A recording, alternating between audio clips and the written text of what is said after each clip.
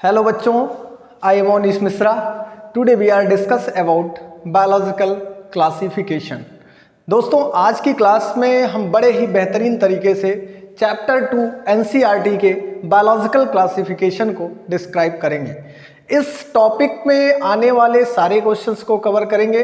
जो टॉपिक आज हम कवर करने चल रहे हैं, एक भी क्वेश्चंस आपके वहाँ से नहीं छूटेंगे। टू द NCERT हमें इसे करना है। मैक्सिमम चीज़ें हमने इसमें पहले ही जान ली हैं, जैसे कि इस चैप्टर का वेटेज कितना है, कितने क्वेश्चंस यहाँ से पूछे जाते हैं, ये सारी बातें हमने पहले ही कर ली हैं। तो बिना टाइम वेस्ट किए हुए हम टॉपिक को सीधा कंटिन्यू करते हैं। बच्चों जब हम इस टॉपिक को पढ़ रहे थे, थोड़ा सा कनेक्ट करते हैं आपको, तो मैंने इसमें आपको फर्स्ट डे क्लासिफिकेशन पढ़ाया था, जिसमें बताया था कि ऑर्गेनिजम्स को कैसे कैसे क्लासीफाई किया गया है। सेकेंड डे हम लोगों ने इस वाले ही चैप्टर में स्ट्रक्चर ऑफ फंजाई के बारे में पढ़ा था, जिसमें हमने हाइफा और माइसीलियम क्या होता है, उसमें भी माइसीलियम का टाइप सेप्टेट और एसेप्टेट। सेप्टेट माइसीलियम कहाँ पाए जाते हैं, एसेप्टेट माइसीलियम किस क्लास ऑफ फंजाई में पाए जाते हैं। इसके बाद मैंने एक बहुत ही इंपॉर्टेंट बात आपको बताई थी, एसेप्टेट सिनोसिटिक मल्टीन्यूक्लिएट माइसीलियम कहाँ पाया जाता है। ये क्वेश्चन फ्रेम हो सकता है NCERT के अकॉर्डिंग, बहुत ही इंपॉर्टेंट है नीट के एग्जाम के लिए। तो आपको याद रखना है सिनोसिटिक मल्टीन्यूक्लिएट और क्या बताया था, सिनोसिटिक मल्टीन्यूक्लिएट और आपका एसेप्टेट। इस टाइप का हाइफी कहाँ पाया जाता है, हमेशा याद रखेंगे फाइकोमाइसिट्स में पाया जाता है, जो कि एक्वेटिक हैबिटेट का फंगस होता है। फाइकोमाइसिट्स को आगे फर्दर चल के oomaisids और जाइगोमाइसिट्स में डिवाइड किया गया है। मैं जब क्लासिफिकेशन कराऊंगा तो वहाँ पे उसे करा दूंगा। इसके बाद मैंने बताया था एस्कोमाइसिट्स, बेसिडियोमाइसिट्स और ड्यूटेरोमाइसिट्स। ये तीनों बातें जो मैंने कराई थी, ये मैंने बताई थी कि ये सेप्टेट यूनिन्यूक्लिएट होते हैं। इसमें दो स्पेशल फीचर बताया था at the time of sexual reproduction वाला, जिसमें मैंने बताया था एस्कोमाइसिट्स और बेसिडियोमाइसिट्स जो होते हैं क्लासिफिकेशन, इनके जो मेंबर्स हैं, इनमें एक एडवांस स्टेज पाई जाती है रिप्रोडक्शन की, जिसे डाइकैरियन स्टेज कहते हैं। मैंने उसे भी उसमें करा दिया था। आज हम नेक्स्ट टॉपिक लेते हैं न्यूट्रिशन ऑफ फंजाई। हमने पढ़ लिया फंजाई का हैबिटेट, हमने पढ़ लिया फंजाई का स्ट्रक्चर, और तीसरा पॉइंट आता है क्या, तीसरी बात आती है कि अब फंजाई कैसे खाते पीते हैं, उनका न्यूट्रिशन क्या है। तो देखो बच्चों, मैंने बताया था कोई भी टॉपिक जब पढ़ें तो उस टॉपिक को पढ़ते समय सबसे पहले, अगर मान लो हम फंजाई पढ़ रहे हैं 5 किंगडम क्लासिफिकेशन का, तो हमको फंजाई में पढ़ते समय इसमें सबसे पहले इसका पढ़ना पड़ेगा हैबिटेट। क्या बताया था, हैबिट एंड हैबिटेट, ये पढ़ना चाहिए। फिर दूसरी बात इसमें हमें क्या पढ़नी चाहिए, हैबिटेट के बाद इसका हमें स्ट्रक्चर समझना होता है कि आखिर ये दिखते कैसे हैं। फिर तीसरी बात हमें क्या समझनी होती है, स्ट्रक्चर के बाद इसके न्यूट्रिशन को जानना पड़ेगा कि ये कैसे खाते पीते हैं। न्यूट्रिशन के बाद फिर इसके रिप्रोडक्शन को हम पढ़ेंगे कि इनका रिप्रोडक्शन कैसा होता है, इनके रिप्रोडक्शन को देखेंगे। और क्या देख सकते हैं, फिर रिप्रोडक्शन के बाद इनके क्लासिफिकेशन को हम पढ़ेंगे, क्लासिफिकेशन को पढ़ेंगे। ये भी इम्पॉर्टेंट बात है। इतनी बातों को पहले हमें पढ़ना पड़ेगा, जब भी हम कोई टॉपिक पढ़ रहे होंगे तो समझेंगे हमें। हमने पढ़ना है स्ट्रक्चर, जिसमें मैंने बता दिया हैबिटेट मैंने कल आपको करवा दिया था। आज हम टॉपिक लेंगे न्यूट्रिशन का, न्यूट्रिशन कैसे फंजाई करते हैं। फिर अगला टॉपिक होगा रिप्रोडक्शन का, फिर अगला टॉपिक होगा क्लासिफिकेशन का। देखो बच्चों, क्वेश्चंस यहाँ से फ्रेम हुए हैं, इसलिए बड़ी ही समझदारी के साथ इनको पढ़ना है और क्वेश्चंस को अटेम्प्ट करना होगा। आप फंजाई से देखेंगे तो आपको क्वेश्चन मिलेंगे, मैक्सिमम क्वेश्चंस मिलेंगे। इस चैप्टर से ज़्यादा प्रोबेबिलिटी है क्वेश्चन पूछने की इस टॉपिक से। चलते हैं बेटा, अब हम नेक्स्ट टॉपिक तो अपना लेते हैं। ये वाला कौन सा टॉपिक है, मैंने बताया अभी आपको, ये टॉपिक आपका है न्यूट्रिशन का। कौन सा टॉपिक है, न्यूट्रिशन। तो यहाँ पर हम सबसे पहला टॉपिक लेते हैं न्यूट्रिशन। समझेंगे। पहली बात तो आप न्यूट्रिशन वर्ड से हमें लगता है कि इंट्रोड्यूस्ड होंगे, आप पहले से ही जानते होंगे न्यूट्रिशन क्या है। तो बस एक एनर्जी लेने का मेथड जिससे बॉडी को सर्वाइव किया जा सके और बॉडी चलती रहे, क्या है, न्यूट्रिशन है। अलग अलग टाइप के ऑर्गेनिजम्स अपनी ज़िंदगी को चलाने के लिए, अपने जीवन को चलाने के लिए अलग अलग तरह से न्यूट्रिशन करते हैं, अलग अलग प्रोसेसेस से न्यूट्रिशन करते हैं। वैसे ही बच्चों फंजाई भी अपने जीवन को चलाने के लिए अलग अलग तरह से न्यूट्रिशन करता है और इसमें मोड ऑफ न्यूट्रिशन जो है मोर देन वन होता है। जबकि आपकी तरह से अगर हम देखें हमारी बॉडी में तो हम भी अलग अलग तरह से, क्या हमको तो सिंपल एक वर्ड में हेटेरोट्रॉफ कहा जाता है, कहा ही जाता है कि हम हेटेरोट्रॉफ हैं, मतलब दूसरे पर रह करके अपनी फीडिंग करते हैं। एज सच फंजाई भी हेटेरोट्रॉपिक ही है। लेकिन अब इस हेटेरोट्रॉफ में, हेटेरोट्रॉफ आप जान सकते होंगे कि द लिविंग ऑर्गेनिजम्स या the organisms which obtained their nutrition with the help of another organisms, दूसरे अन्य ऑर्गेनिजम्स से अपना फीडिंग लेते हैं, ऐसे इंडिविजुअल को क्या कहा जाता है? हेटेरोट्रॉफ कहा जाता है। क्या कहा जाता है बच्चों? हेटेरोट्रॉफ कहा जाता है। मेरी बात को ध्यान से समझने का प्रयास करेंगे। अगर हम बात करते हैं कि फंजाई अपने कैसा न्यूट्रिशन शो करते हैं, तो मेरे प्यारे बच्चों फंजाई 3 तरह का न्यूट्रिशन शो करता है। कितने तरह का? 3 तरह का न्यूट्रिशन शो करता है।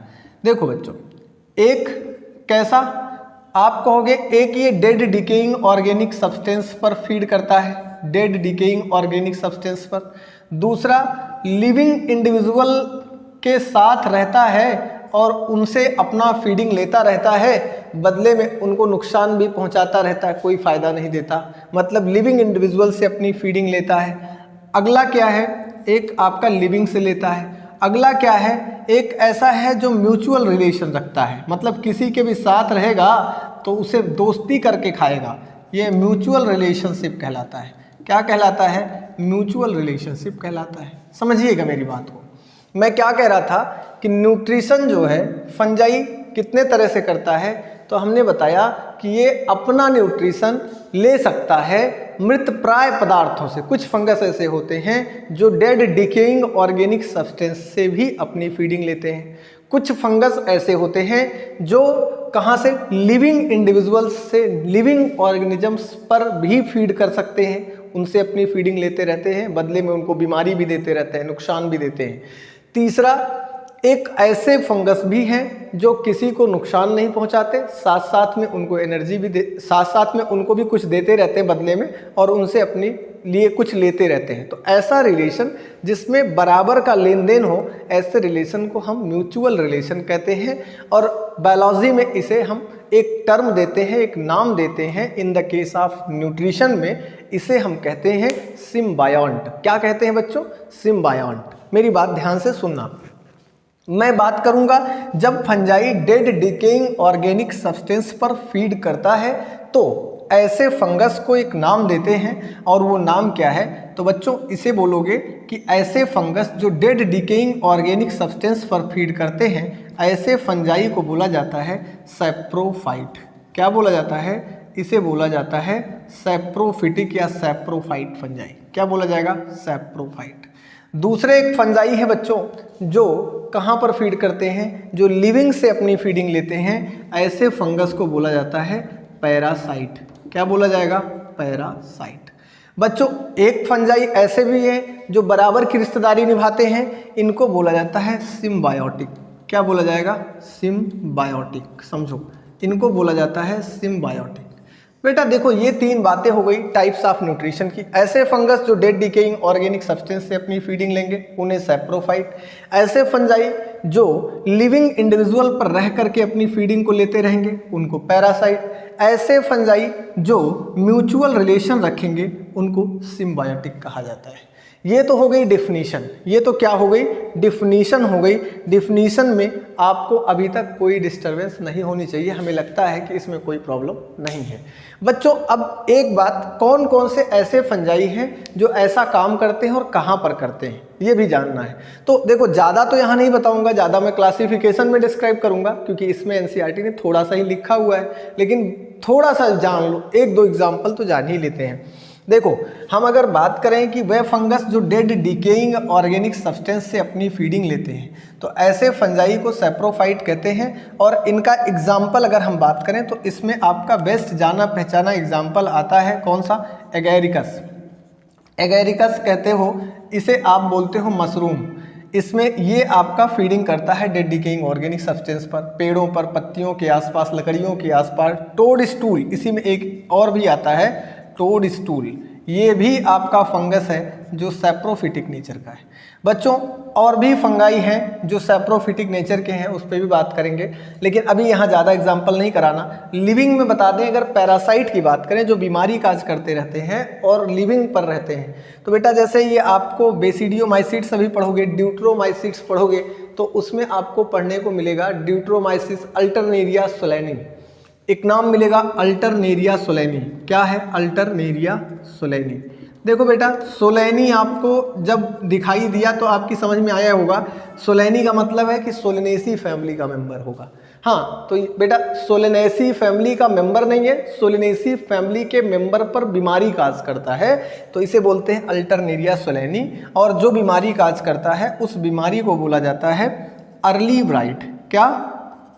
अर्ली ब्लाइट ऑफ पोटैटो, उसे बोला जाता है अर्ली ब्लाइट ऑफ पोटैटो। समझेंगे? अर्ली ब्लाइट ऑफ पोटैटो, ये एक बीमारी काज करता है जिसे अर्ली ब्लाइट ऑफ पोटैटो कहते हैं। और कौन काज करता है? तो आप बताएंगे सर अल्टरनेरिया सोलेनी। कौन करता है? अल्टरनेरिया सोलेनी। बच्चों ये लिविंग पर रहता है, उस पर बीमारी काज करता है, अपनी फीडिंग लेता रहता है, उसको बदले में कुछ नहीं देता, ऐसे वाले को बोलते हैं पैरासाइट। अगली बात करते हैं म्यूचुअल रिलेशनशिप कहाँ देखने को मिलता है। तो बच्चों कुछ फंगस ऐसे होते हैं जो हायर प्लांट्स की रूट में रहते हैं। कहाँ पर रहते हैं? हायर प्लांट्स की रूट में रहते हैं। तो फंजाई की अपनी एक क्वालिटी होती है बच्चों, क्या करता है ये? हायर एब्जॉर्बेंस कैपेसिटी रखता है। ये जमीन से कोई भी चीज़ को एब्जॉर्ब कर सकता है, बड़े आराम से, आसानी से आराम कर सकता है। तो ये क्या करता है, कुछ बड़े प्लांट्स जो हैं, हायर प्लांट्स जो हैं, उनकी रूट में जाकर छिप जाता है और बदले में वहाँ से क्या करता रहता है, कुछ मिनरल्स और वाटर को एब्जॉर्ब करके प्लांट को देता रहता है। और प्लांट बदले में इसको क्या देता रहता है? तो प्लांट इसको बदले में शेल्टर दिया हुआ है कि भाई ठीक है तुम बिना किराए के मेरे घर में रहो। प्लांट ने इसे शेल्टर दिया और इसने प्लांट को मिनरल और वाटर दिया। दोनों का रिलेशन क्या है? तो आप कहोगे कि सर दोनों का तो म्यूचुअल रिलेशन है। रहने के लिए प्लांट ने जगह दे दी और खाने के लिए भी प्लांट देता है। जो पत्तियों में प्लांट खाना बनाता है ना, वो ला करके फंजाई को भी खिलाता है, बदले में फंजाई वाटर और मिनरल को ऑब्जर्व करके प्लांट को देता रहता है। तो ऐसी कंडीशन को आप बोलते हैं माइकोराइजल रिलेशनशिप। कौन सा रिलेशनशिप? ऐसे रिलेशनशिप को फंजाई के और हायर प्लांट के रिलेशनशिप को बोलते हैं माइकोराइजा। क्या बोलते हैं? माइकोराइजा रिलेशनशिप या माइकोराइजल रिलेशनशिप। ऐसे रिलेशनशिप जिसमें ऐसा रिलेशनशिप जो किसके किसके बीच में होता है? तो बताएंगे सर फंजाई के बीच में होता है एंड हायर प्लांट के बीच में होता है। हायर प्लांट्स के रूट्स के बीच में, हायर प्लांट्स के रूट्स के बीच में। Higher plant in the case of gymnosperm से लेकर के एंजियोस्पर्म तक के जो भी प्लांट्स हैं उन्हें हायर रखा गया है। जो थैलोफाइट्स हैं उनको तो आप जानते ही होंगे। तो ये आपके हायर प्लांट की रूट में एक एसोसिएशन रखते हैं, एक रिलेशन रखते हैं, उसे बोलते हैं माइकोराइजल रिलेशनशिप। ऐसा म्यूचुअल रिलेशनशिप देखने को मिलता है एक जगह और, कहाँ पर? तो आप बता सकते हैं एल्गी में सर। और एल्गी के साथ साथ एल्गी और फंजाई के बीच में भी ऐसा म्यूचुअल रिलेशनशिप मिलता है और जिससे कंबाइंडली लाइकेन बनता है। क्या बनता है? लाइकेन। आपको पता होना चाहिए एल्गी क्या करेगा इस केस में? फोटोसिंथेसिस करेगा और फंजाई क्या करेगा? एब्जॉर्प्शन का काम करेगा। तो बेटा यहाँ भी तो आपको म्यूचुअल रिलेशनशिप देखने को मिल रहा है। तो यहाँ भी तो म्यूचुअल रिलेशनशिप देखने को मिल रहा है। ऐसे रिलेशन को क्या बोलते हैं? आप बोलेंगे सिम्बायोटिक रिलेशनशिप या सिम्बायोटिक न्यूट्रिशन, जिसमें साथ साथ रहना और खाते रहना, ये म्यूचुअल रिलेशनशिप कहलाता है। क्या कहलाता है? Mutual relationship. तो आपको फंजाई का न्यूट्रिशन कंप्लीटली समझ में आया? क्या ये सैप्रोफाइट नेचर के हो सकते हैं, ये पैरासाइट नेचर के हो सकते हैं, ये सिम्बायोटिक नेचर के भी हो सकते हैं। पैरासाइट नेचर के तब कहलाएंगे जब ये लिविंग इंडिविजुअल से अपना फीड लेते रहेंगे, भोजन लेते रहेंगे। इसका example late blight, early blight of potato, Alternaria solani है। जब ये डेड डिकेइंग ऑर्गेनिक सब्सटेंस से अपनी फीडिंग लेंगे तो इन्हें बोला जाएगा सैप्रोफाइट। बच्चों एक बात आपकी एनसीईआरटी ने लिखा हुआ है या समझना है आपको कि ये डेड डिकेइंग ऑर्गेनिक सब्सटेंस से जो फीडिंग लेते हैं, समझना जो ये फीडिंग लेते हैं इसमें कैसे ये उनको खाने के लिए इनमें तो कोई ऑर्गन स्पेसिफिक पाया नहीं जाता। तो ये क्या करते हैं? Some enzymes are released. क्या करते हैं? सम एंजाइम रिलीज, कुछ एंजाइम रिलीज करते हैं। Some enzymes are release. बच्चों ये कुछ एंजाइम रिलीज करेंगे कहाँ पर? Outside of dead decaying material, outside of outside of dead decaying substance. जैसे जो डेड डिकेइंग आपका सब्सटेंस है, डेड डिकेइंग, अगर ये डेड डिकेइंग पर फीड कर रहे हैं तो क्या करते हैं कि इनके बाहर बाहर थोड़ा सा एंजाइम रिलीज कर देते हैं। क्या करने के लिए? Breakdown of complex organic molecule. जो कॉम्प्लेक्स ऑर्गेनिक मॉलिक्यूल्स हैं उनको तोड़ने के लिए कुछ एंजाइम रिलीज करेंगे, और जब रिलीज करेंगे तो वो ब्रेकडाउन हो जाएगा, टूट जाएगा, फिर ये अपने हाइफा से उसे सक कर लेते हैं, खा लेते, मतलब अपनी फीडिंग लेते हैं। तो आप ये समझ गए होंगे, लिविंग भी और ये भी और ये भी। बच्चों ये था न्यूट्रिशन ऑफ फंजाई। जो क्वेश्चन पूछ सकता है वो यहाँ पर यही आ सकता है कि फंजाई के न्यूट्रिशन के टाइप तो जानते रहेंगे। म्यूचुअल रिलेशनशिप वाला जो क्वेश्चन है ये बहुत ज़्यादा हाईलाइटेड है। माइकोराइजल रिलेशनशिप कहाँ पाया जाता है? तो आप देखिएगा फंजाई और रूट के, हायर प्लांट के रूट के रिलेशनशिप को माइकोराइजल रिलेशनशिप कहते हैं। इसका बेस्टेस्ट एग्जाम्पल क्वेश्चन में आता है, एक पाइनस है। क्या है? पाइनस है। ये क्वेश्चन आपसे पूछ सकता है, पाइनस की रूट में माइकोराइजल रिलेशनशिप इजीली देखने को मिलता है, तो आप इसको जानते रहिएगा। फिर मैं माइकोराइजा का शॉर्ट नोट कराऊंगा। ये कभी कभी कॉर्टिकल सेल के अंदर भी चले जाते हैं तो उसे इंडोमाइकोराइजा कहते हैं। कभी कभी बाहर की तरफ ही नेटवर्क लाइक स्ट्रक्चर बना के रह जाते हैं तो उसे एक्टोमाइकोराइजा कहते हैं। मैं उस पर भी बात करूंगा, लेकिन अभी यहाँ तक के लिए इतना ही काफ़ी है। इसमें इस वाले पॉइंट को जरूर इंपॉर्टेंट कर लीजिएगा, ये क्वेश्चन पूछ सकता है तुम्हारे एग्जाम ऑफ व्यू से इंपॉर्टेंट। नेक्स्ट पॉइंट लेते हैं बच्चों। नेक्स्ट पॉइंट लेंगे न्यूट्रिशन के बाद अगला पॉइंट जो बहुत ज़्यादा इंपॉर्टेंस रखता है आपके इस चैप्टर के लिए, वो पॉइंट है फंजाई का रिप्रोडक्शन। क्या है बच्चों? फंजाई का रिप्रोडक्शन। समझेंगे कि फंजाई कैसे रिप्रोडक्शन करता है, कैसे रिप्रोड्यूस करता है, समझेंगे। देखिएगा, अगर हम बात करें रिप्रोडक्शन ऑफ फंजाई की, तो फंजाई आपका कैसे रिप्रोडक्शन करता है इसकी बात अब हम करेंगे बच्चों, समझेंगे। तो अभी तक मुझे लगता है कि आप ये तो जानते ही होंगे कम से कम रिप्रोडक्शन क्या है। इसको तो आप जान ही चुके होंगे कि रिप्रोडक्शन क्या है। तो आप कह सकते हैं सर रिप्रोडक्शन किसे कहते हैं? तो आप कहेंगे कि सर कोई भी नए इंडिविजुअल का, नए ऑर्गेनिज्म का, नई प्रोजनी का फॉर्मेशन करना क्या कहलाता है? रिप्रोडक्शन कहलाता है। तो आप कह सकते हैं पेरेंट्स का उनकी तरह ही नई प्रोजनी को बनाना क्या कहलाता है? रिप्रोडक्शन कहलाता है। क्या कहलाता है? रिप्रोडक्शन। अगर इस टर्म को तोड़ो तो री मतलब होता है दोबारा, मतलब फॉर्मेशन। कोई चीज़ उसी की तरह जैसे ही बन जाए उसे बोलेंगे क्या? रिप्रोडक्शन। हालांकि ये साइंटिफिक डिफिनीशन नहीं है, याद रखेंगे। रिप्रोडक्शन का मतलब ये होता है कि पेरेंट की तरह ही नई प्रोजनी का फॉर्मेशन होना रिप्रोडक्शन कहलाता है। तो फंजाई भाई कैसे करते हैं रिप्रोडक्शन? तो बताता हूँ बेटा। Fungi are also reproduce all of 3 methods. Fungi सारे 3 प्रकार के जो भी रिप्रोडक्शन के टाइप हैं उन तीनों को आजमाता है। क्या करने के लिए? अपनी नई प्रोजेनी को बनाने के लिए। आप कहेंगे वो सर 3 से मेथड कौन कौन से हैं जो रिप्रोडक्शन में यूज होते हैं? वैसे तो आपको ये चैप्टर पढ़ना होगा, अलग से दिया ही हुआ है आपके यहाँ, लेकिन अगर हम देखें तो इसका पहला मेथड है बच्चों, रिप्रोडक्शन का फर्स्ट मेथड जो है उसे आप क्या बोलते हो? रिप्रोडक्शन के फर्स्ट मेथड को बोलते हो, समझेंगे इसे। ये आपका वेजिटेटिव है। क्या है? Vegetative reproduction. क्या कहलाता है? वेजिटेटिव रिप्रोडक्शन पहला है। सेकंड है उसे बोलते हैं सेक्सुअल रिप्रोडक्शन। क्या बोलते हैं? Sexual reproduction. ये आपका दूसरा सेक्सुअल रिप्रोडक्शन। बच्चों समझेंगे तीसरा जो रिप्रोडक्शन का मेथड है इसे बोलते हैं एसेक्सुअल रिप्रोडक्शन। क्या बोलेंगे? Asexual reproduction. समझिएगा, एसेक्सुअल रिप्रोडक्शन। ये आपके 3 मेथड हैं। एक है एसेक्सुअल रिप्रोडक्शन, एक है सेक्सुअल रिप्रोडक्शन, एक है वेजिटेटिव रिप्रोडक्शन। बच्चों समझेंगे, वेजिटेटिव रिप्रोडक्शन में थोड़ा सा क्लियर करता हूँ। वेजिटेटिव का मतलब है बॉडी के पार्ट्स। वेजिटेटिव पार्ट मतलब होता है बॉडी पार्ट। वेजिटेटिव का मतलब होता है शरीर के बाह्य अंग, ऐसे कह लीजिए। तो ये जो वेजिटेटिव पार्ट्स हैं अगर टूट करके बॉडी से अलग हो जाएं, उस केस में नया इंडिविजुअल ब्रेकडाउन या टूटे हुए पार्ट से ही बन जाए तो उसे हम बोलते हैं वेजिटेटिव रिप्रोडक्शन। एसेक्सुअल रिप्रोडक्शन में सिंगल पेरेंट पार्टिसिपेट करता है और नए तरह के नए इंडिविजुअल बना देता है, नए इंडिविजुअल बना देता है सेम अपने जैसे ही, उसे एसेक्सुअल रिप्रोडक्शन कहते हैं। सॉरी, एसेक्सुअल रिप्रोडक्शन इधर लिखा है, एसेक्सुअल रिप्रोडक्शन कहते हैं। बात करें सेक्सुअल रिप्रोडक्शन क्या है?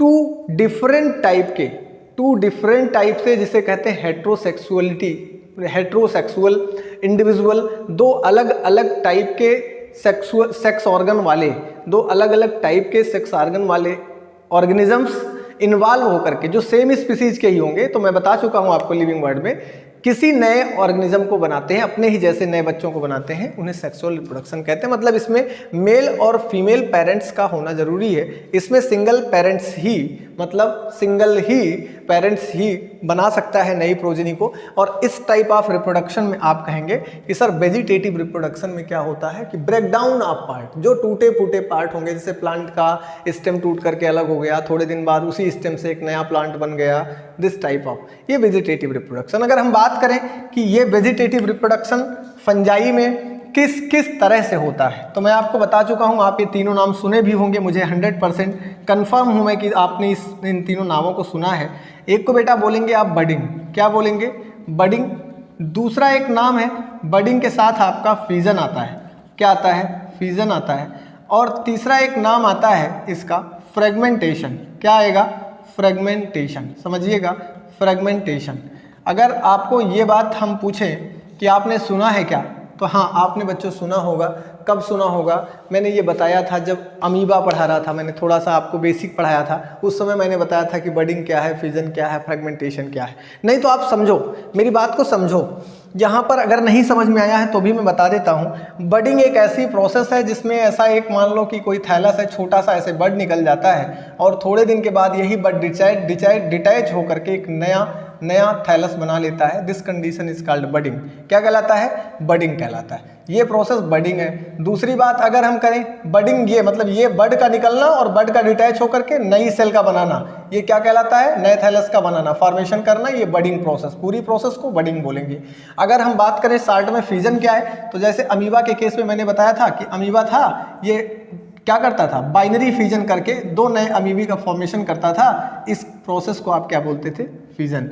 फ्रेगमेंटेशन की बात करें तो break down of body parts, body के कोई भी पार्ट ब्रेक डाउन हो गए, टूट गए, टूटने के बाद फिर से नए इंडिविजुअल का फॉर्मेशन उसी से हो जाता है, तो उसे बोलते हैं फ्रेगमेंटेशन।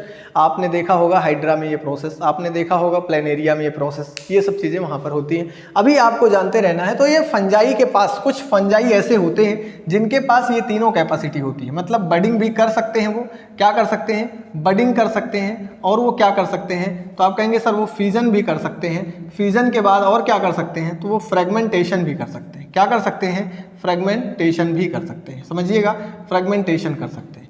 तो ये तो हो गया भाई एग्जाम्पल। अगर बात कर लें तो ये बडिंग आप देखने को पाते हो ईस्ट में आप देखने को पाओगे, जैसे कि ऐसा छोटा सा थैलस होता है, फिर एक ईस्ट निकलता है, फिर प्रोट्यूबर लाइक, फिर एक टूट कर अलग होता है, नए ईस्ट थैलस का फॉर्मेशन कर लेता है।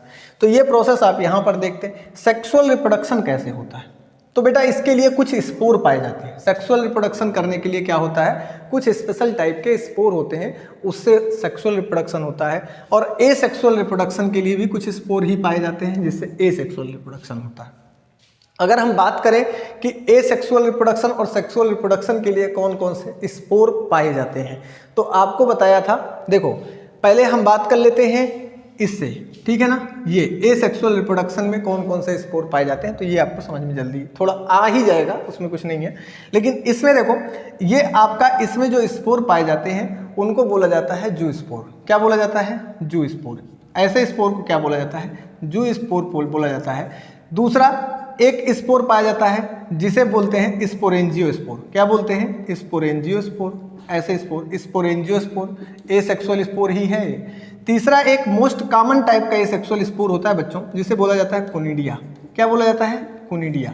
तो आप कहेंगे फंजाई में 3 स्पेशल टाइप के स्पोर पाए जाते हैं, जिसकी हेल्प से फंजाई क्या करता है, तो आप बताएंगे सर कि जिसकी हेल्प से फंजाई क्या करता है, रिप्रोडक्शन करता है, एसेक्सुअल रिप्रोडक्शन करता है, इन 3 स्पोर की हेल्प से। जू स्पोर, स्पोरेंजियो स्पोर और कोनिडिया, इन तीनों का नाम याद रखेंगे। अभी सेक्सुअल स्पोर की बात करें तो इसमें आपका ऊ स्पोर आता है। एक स्पोर है जिसे बोलते हो ऊ स्पोर, और क्या बोलते हो, दूसरा एक स्पोर जिसे बच्चों एस्को स्पोर बोलते हो। क्या बोलते हो, एस्को स्पोर। और तीसरा एक स्पोर है जिसे बोला जाता है बेसिडियो स्पोर। क्या बोला जाता है, बेसिडियो स्पोर। समझिएगा, बेसिडियो स्पोर। अब आपको समझना है, बेसिडियो स्पोर, एस्को स्पोर और स्पोर, ऊ spore is an type of sexual spore. ये कैसे टाइप के हैं, सेक्सुअल टाइप के स्पोर्स हैं। जबकि जू स्पोर, स्पोरेंजियो स्पोर और कोनिडियो स्पोर, इट इज, ये ऑल टाइप ऑफ स्पोर जो हैं ये किसको बताते हैं, एसेक्सुअल स्पोर को बताते हैं। एसेक्सुअल, हाँ ये एसेक्सुअल स्पोर है। एसेक्सुअल स्पोर हेल्प करते हैं एसेक्सुअल रिप्रोडक्शन में, सेक्सुअल स्पोर हेल्प करते हैं कहाँ पर बच्चों, सेक्सुअल रिप्रोडक्शन में। ये बातें आपको अच्छे से क्लियर हो गई होंगी। देखो अब एक बात हम कंटिन्यू करेंगे, थोड़ा सा आपको समझाएंगे। देखो वेजिटेटिव हो गया, सेक्सुअल और एसेक्सुअल। अब हम बात करेंगे कि एसेक्सुअल रिप्रोडक्शन में या टाइप्स ऑफ स्पोर क्या है। थोड़ा सा स्पोर की बात करते हैं, देखते हैं बच्चों। एक एक कॉन्सेप्ट को क्लियर करते चलना है, थोड़ा सा भी नहीं भटकना हमको। यहाँ पर हम देखेंगे कि कौन कौन से स्पोर ऐसे हैं। अब एसेक्सुअल स्पोर मतलब एसेक्सुअल रिप्रोडक्शन की बात हम यहाँ करेंगे। एसेक्सुअल रिप्रोडक्शन, एसेक्सुअल रिप्रोडक्शन, अगर हम एसेक्सुअल रिप्रोडक्शन की बात करें तो बच्चों ध्यान देंगे, मैंने कहा कि कुछ स्पोर होते हैं जो एसेक्सुअल रिप्रोडक्शन करने के लिए रिस्पॉन्सिबल होते हैं, हेल्प करते हैं। अब दूसरी बात अगर हम बच्चों करें कि एसेक्सुअल रिप्रोडक्शन से पहले कुछ चीज़ें आपको जानना जरूरी है, जैसे कि जो ये स्पोर्स होते हैं, ये स्पोर बनते कहाँ पर हैं, इनका नेचर क्या होता है।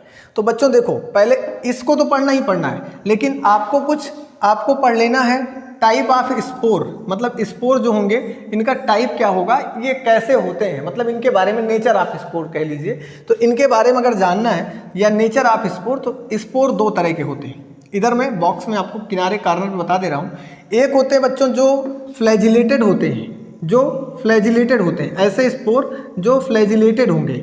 जो फ्लैजिलेटेड होंगे तो इसका मतलब है कि ये मोटाइल भी होंगे। मोटाइल मतलब मूवमेंट कर पाएंगे जब फ्लैजिलेटेड है तो। एक होंगे जो नॉन फ्लैजिलेटेड होंगे, नॉन फ्लैजिलेटेड होंगे, इसका मतलब ये है कि ये क्या कर पाएंगे, नॉन फ्लैजिलेटेड होंगे तो इसका मतलब ये मूव नहीं कर पाएंगे, ये कहीं जा नहीं पाएंगे। तो बेटा जो मोटाइल होगा, जो फ्लैजिलेटेड होगा, ऐसे वाले स्पोर को आप ऐसे वाले स्पोर को क्या बोलोगे, इधर हम मैं टाइप्स ऑफ स्पोर लिख दिया हूँ। तो ऐसे वाले स्पोर को आप बोलते हो, घूमने वाले को प्लेनो स्पोर बोलते हो। क्या बोलते हो, प्लेनो स्पोर। ये आपके प्लेनो स्पोर हो गए। दूसरी बात, नॉन फ्लैजिलेटेड वाले को क्या बोलोगे, इसको बोलते हो ए प्लेनो। ए मतलब नहीं घूम सकते या नहीं मूव कर सकते, एब्सेंट होता है प्लानिंग। आप कह लीजिए कि प्लानिंग मतलब चलना फिरना, आप अपनी अकॉर्डिंग जान लीजिए, वैसा ऐसा कुछ है नहीं। प्लेनो स्पोर क्या होता है, प्लेनो स्पोर। ठीक है, ये हो गए ए प्लेनो स्पोर और ये हो गए प्लेनो स्पोर। प्लेनो स्पोर का मतलब जो मूवमेंट कर सकें, ए प्लेनो स्पोर का मतलब जो मूवमेंट नहीं कर सकते। तो जो मोटिलिटी रखते हैं मतलब उनमें फ्लैजिला पाया गया तो मूवमेंट कर रहे हैं with the help of flagella. जहां पर फ्लैजिला नहीं पाया गया इसका मतलब वो मूव नहीं कर पाए, तो नहीं कर पाए तो उनका नाम ए प्लेनो स्पोर रख दिया। और जो मूव कर सकते थे उनको क्या कह दिया, फ्लैजिलेटेड कह दिया, या इनको प्लेनो स्पोर कहा। क्या कहा, प्लेनो स्पोर कहा। अब बात करेंगे हम कि प्लेनो और ए प्लेनो स्पोर के बाद दूसरी एक बात और भी आती है। ये बच्चों स्पोर जब बनते हैं, इसके पढ़ने से पहले आपको ये सब जरूरी है जानना, ये जरूरी है बेटा। स्पोर कितने टाइप के, तो आप कहोगे एक सर फ्लैजिलेटेड होंगे, दूसरे होंगे ऐसे जो नॉन फ्लैजिलेटेड होंगे। नॉन फ्लैजिलेटेड को ए प्लेनो स्पोर कहा जाएगा, जो फ्लैजिलेटेड होंगे उसे प्लेनो स्पोर कहा जाएगा, याद रखेंगे। दूसरी बात, ये स्पोर कभी कभी एक पैकेट में बनते हैं, कभी कभी ऐसे बाहर ही पाए जाते हैं। देखो ये आपको बेसिक है। देखो कभी कभी ऐसा आपको मैंने बताया था, माइसीलियम है, माइसीलियम पे एक इरेक्ट माइसीलियम ग्रो करेगा इस तरह से, और इरेक्ट माइसीलियम जब ग्रो करेगा तो इसी के ऊपर हैप्लॉइड नंबर में ऐसे हैप्लॉइड स्पोर ग्रो करते हैं। तो बेटा कभी कभी तो स्पोर ऐसे सिंपल रहेंगे, लेकिन कभी कभी क्या कंडीशन आती है कि ऐसे माइसीलियम आपका ग्रो किया और माइसीलियम के ऊपर ऐसे ग्रो किया, इसे इरेक्ट माइसीलियम जिसे तुम फ्रूटिंग बॉडी कहते हो, और इस पर ग्रो किया स्पोर। तो स्पोर को कवर करने के लिए ऐसा एक पाया जाता है थैली, जिसे बोलेंगे स्पोरेंजियम। क्या बोलेंगे, स्पोरेंजियम। स्पोर को कवर करने वाली थैली को क्या बोलेंगे, स्पोरेंजियम या सैक कह लीजिए, सैक। ये एक थैली है, पॉकेट है। तो बच्चों ध्यान देंगे, जब स्पोर किसी पॉकेट में पाया जाएगा, थैली में पाया जाएगा, तो इस टाइप के स्पोर को बोला जाएगा क्या, इसको बोला जाएगा इंडोजिनस स्पोर। क्या बोला जाएगा, इंडोजिनस इन नेचर। ये आपका होगा इंडोजिनस इन नेचर। लेकिन जब ये स्पोर ऐसे बाहर बाहर पाया जाएगा तो ऐसे वाले को बोला जाएगा एक्सोजिनस, क्योंकि ये बाहर बाहर है तो इसको बोला जाएगा exogenous in origin. Exogenous in origin मतलब इसकी ओरिजिन क्या है, एक्सोजिनस, बाहर की तरफ है। ये आपका एक्सोजिनस इन ओरिजिन हो गई, ओरिजिन। और ये जो है ये ओरिजिन, और ये क्या है, इंडोजिनस इन ओरिजिन, अंदर अंदर की तरफ स्पोर पाया गया। तो अब आप समझ गए होंगे मेरी बात मैं क्या कहना चाहता हूँ।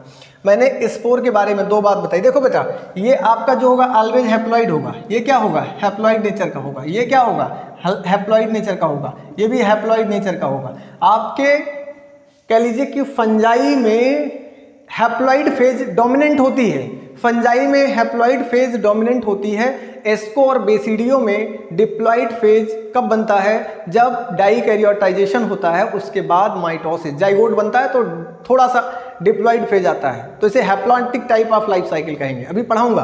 अभी आप इतना समझिए कि एसेक्सुअल रिप्रोडक्शन में आपको दो बात जानना है, या अभी स्पोर एसेक्सुअल रिप्रोडक्शन पढ़ने से पहले कुछ स्पोर के बारे में जानना है। तो स्पोर के बारे में आप ये जानते हैं कि स्पोर कभी कभी चल सकते हैं, इधर उधर मूव कर सकते हैं वाटर में with the help of flagella, उसे प्लेनोस्पोर बोलेंगे। जो नहीं मूव कर पाएंगे ऐसे स्पोर को एप्लेनोस्पोर बोलेंगे। कुछ स्पोर ऐसे होंगे जो पॉकेट में पाए जाएंगे, इन्हें इंडोजिनस स्पोर बोला जाएगा। कुछ जगह पर ऐसे भी स्पोर होंगे जो पॉकेट में नहीं पाए जाएंगे, इन्हें एक्सोजिनस स्पोर कहा जाएगा। बात समझ में आ गई होगी अच्छे से। अब देखिए नेक्स्ट पॉइंट लेते हैं यहाँ पर हम, एसेक्सुअल स्पोर कैसे कैसे होंगे। एसेक्सुअल रिप्रोडक्शन जो आपको पढ़ना है उसके स्पोर कैसे कैसे होंगे, समझो। एसेक्सुअल स्पोर, एसेक्सुअल रिप्रोडक्शन के स्पोर अगर हम बात करें कैसे होंगे, तो बच्चों देखो इसमें 3 टाइप के स्पोर मैंने बताया। एक स्पोर आपको बता दिया, इधर लिख देता हूं मैं तीनों के बारे में। एक स्पोर बता दिया जू स्पोर, क्या बताया, जू स्पोर। तो जू स्पोर बेटा इसको आप लिख लीजिएगा ब्रैकेट में फ्लैजिलेटेड स्पोर। क्या लिख लेंगे, फ्लैजिलेटेड स्पोर। ये आपका फ्लैजिला वाला है, फ्लैजिलेटेड स्पोर हो गया।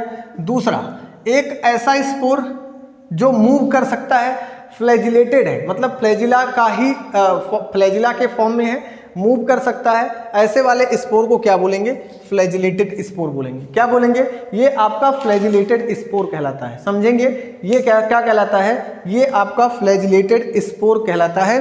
और बात करें कि क्या ये किसी कवरिंग में पाया जाता है, तो हाँ ये इंडोजिनस ओरिजिन की होता है। कैसा होता है, इंडोजिनस ओरिजिन का होता है। इंडोजिनस ओरिजिन का मतलब ये हुआ कि ये किसी भी स्पोरेंजियम के अंदर स्पोर बनेंगे। किसके अंदर बनेंगे, किसी स्पोरेंजियम के अंदर बनेंगे, तो इसे बोलेंगे हम, क्या बोलेंगे, ऐसे वाले स्पोर को हम बोलेंगे इंडोजिनस ओरिजिन का स्पोर है।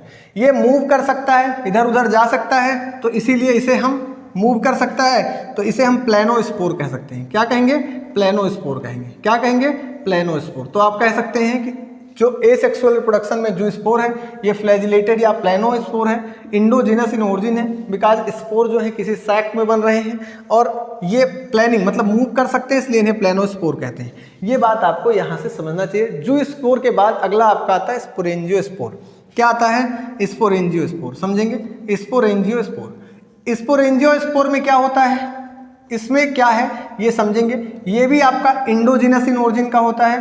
कैसा होता है, तो आप जानेंगे ये भी आपका इंडोजिनस ओरिजिन का होता है। कैसे होगा, इंडोजिनस ओरिजिन का होगा, क्योंकि ये बनेगा स्पोरेंजियम के अंदर। किसके अंदर बनता है, स्पोरेंजियम की सैक के अंदर बनेगा, तो ये आपका हो गया स्पोरेंजियम। लेकिन इसमें एक विशेषता है, ये देख रहे थे प्लेनोस्पोर था, इसमें फ्लैजिला नहीं पाया जाएगा, फ्लैजिला एब्सेंट होगा, तो ये आपका होगा एप्लेनोस्पोर। क्या होगा, एप्लेनोस्पोर होगा। क्या होगा बच्चों, ये एप्लेनोस्पोर होगा। इससे भी जानते रहिएगा, इंडोजिनस स्पोरेंजियम एप्लेनोस्पोर मतलब दे कांट मूव, ये मूव नहीं कर सकते because flagella absent, flagella are absent. यहाँ पर फ्लैजिला एब्सेंट होता है।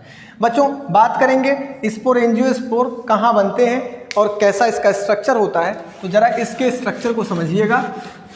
इसका एक स्ट्रक्चर मैं आपके सामने ड्रा करके स्पोरेंजियोस्पोर का दिखाता हूँ, समझो। स्पोरेंजियोस्पोर, स्पोरेंजियोस्पोर, इसका स्ट्रक्चर कुछ ऐसा आपके सामने ऐसा ड्रा करते हैं।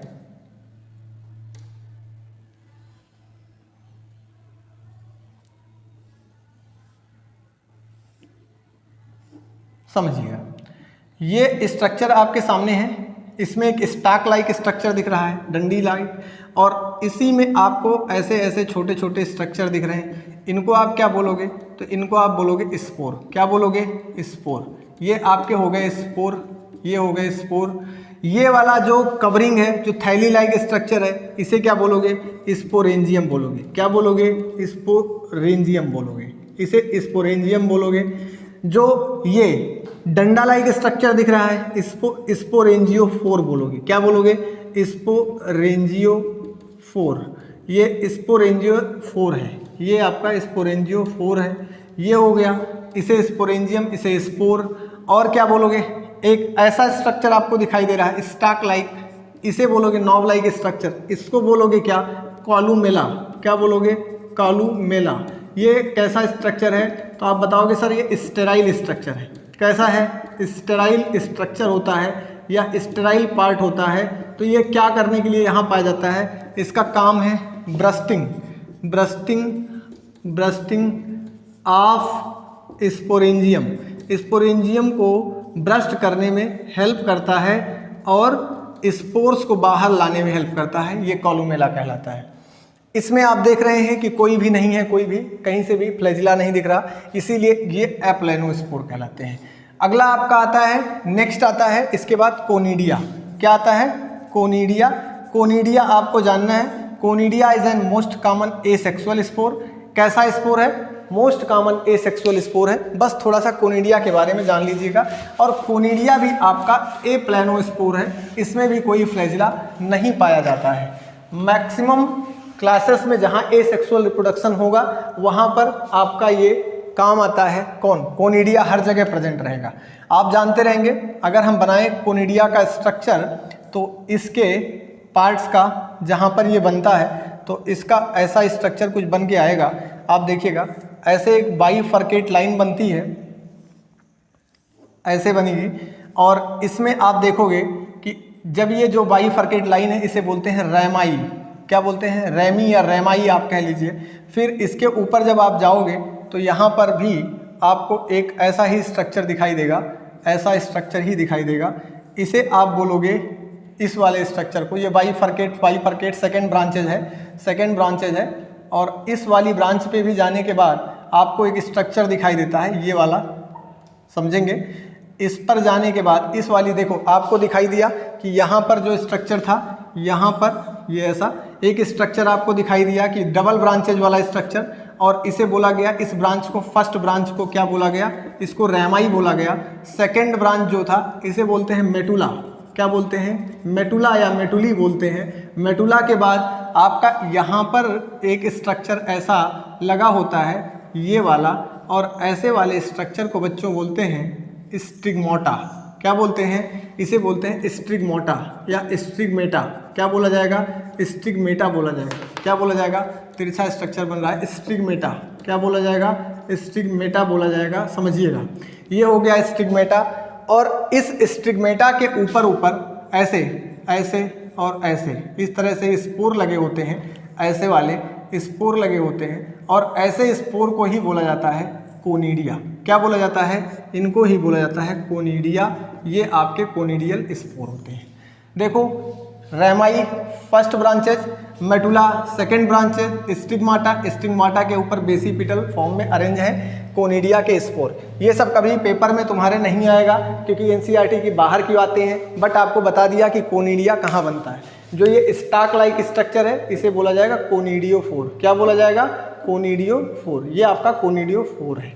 तो बच्चों ठीक है, आज मैंने इसको करा दिया कोनिडिया, मैंने बता दिया स्पोरेंजियोफोर बता दिया मैंने। इसी में आपको एक बात और बता दी जू स्पोर के बारे में या और स्पोरेंजियोस्पोर के बारे में। एसेक्सुअल रिप्रोडक्शन को कंप्लीटली डिस्क्राइब कर दिया है। कल सेक्सुअल रिप्रोडक्शन को बता दूंगा। इसके बाद हम लोग पढ़ेंगे क्लासिफिकेशन ऑफ फंजाई। तो बेटा पढ़ते रहिए, आपको करते रहना है, सारे टॉपिक्स को कवर करते रहना है, कोई भी टॉपिक छोड़ना नहीं है।